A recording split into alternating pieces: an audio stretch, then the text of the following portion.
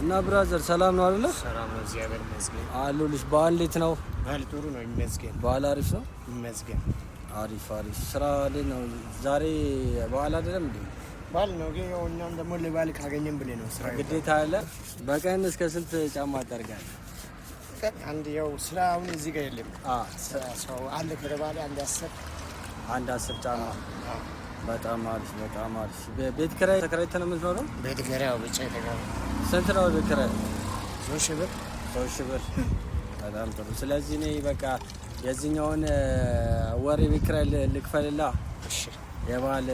እሺ አመሰግናለሁ። እሰይ ደስ ይበል እሰይ ደስ ይበል